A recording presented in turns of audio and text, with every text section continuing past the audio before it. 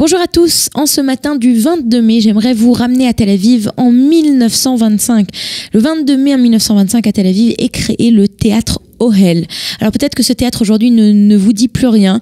Peut-être qu'aujourd'hui à Tel Aviv vous ne connaissez que le théâtre de l'Abima ou bien le théâtre du Cameri.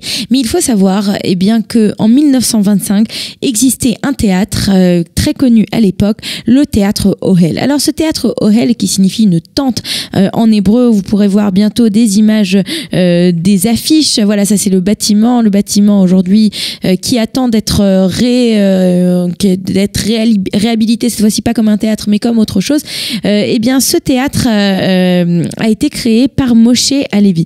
Moshe Alevi était un artiste, un comédien lui-même, et il décide de se tourner vers la Histadrut Aklalit, donc ce syndicat, cette union de tous les ouvriers d'Eretz Israël, afin de créer un centre de culture qui va pouvoir éduquer. Vous savez, nous sommes dans un monde socialiste où il est important d'éduquer les ouvriers, et ce théâtre va avoir une particularité, alors que déjà d'autres théâtres existent en Israël.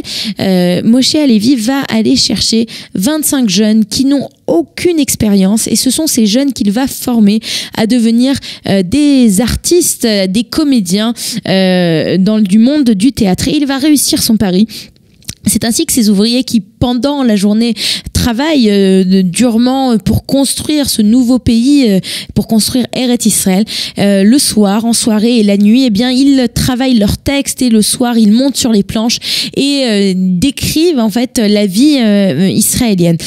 La première représentation de ce théâtre va avoir lieu en mai 1926, et cette fois-ci, ce sera dans la salle du célèbre Gymnasion Herzliya, donc de ce gymnase, de ce lycée Herzliya qui se trouve pas très loin de la plage à Tel Aviv, et c'est là qu'on va avoir la première représentation. Tout de suite, le Yishuv Yashan, le vieux Yishuv, va adorer ce théâtre, et cette troupe, non seulement elle va se faire connaître, mais elle va se faire connaître en Palestine mandataire, mais aussi va aller à droite à gauche dans le monde. C'est ainsi qu'elle va partir en tournée en Europe.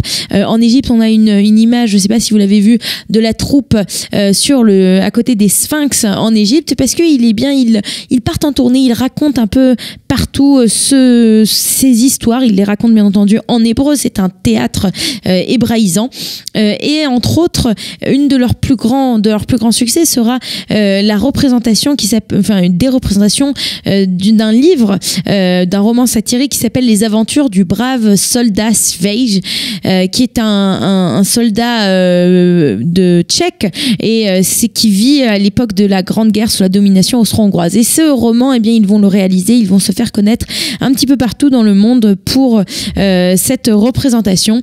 Les années vont passer, et le théâtre va toujours se faire connaître, bien que dans les années 50 et les années 60 plutôt, il commence à avoir des problèmes financiers, et ayant ces problèmes financiers, au fur et à mesure, ils commencent à perdre de leur aura. Les gens sont plus intéressés d'aller voir d'autres représentations qui sont mieux réalisées, on va dire ça comme cela, et au bout d'un moment, ils rentrent dans un déficit important, et c'est en 69 qu'il n'y a plus d'argent dans les caisses, et que l'accord avec, comme je l'ai dit au départ, c'était un théâtre de la Histadrut, du syndicat des ouvriers, cet accord va se finir, et c'est ainsi que ce théâtre va devoir fermer ses portes.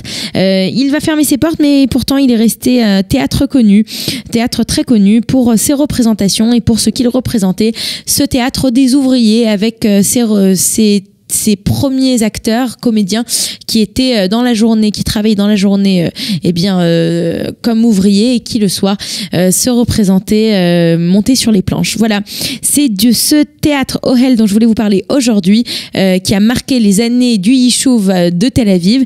On se retrouve demain pour un autre épisode d'Un jour notre histoire. Vous aimez l'histoire juive ? Retrouvez Liana Gurfinkel dans Un jour notre histoire sur Studio Kalita. C'est tous les matins pour découvrir ensemble les événements et les personnages qui ont fait notre histoire.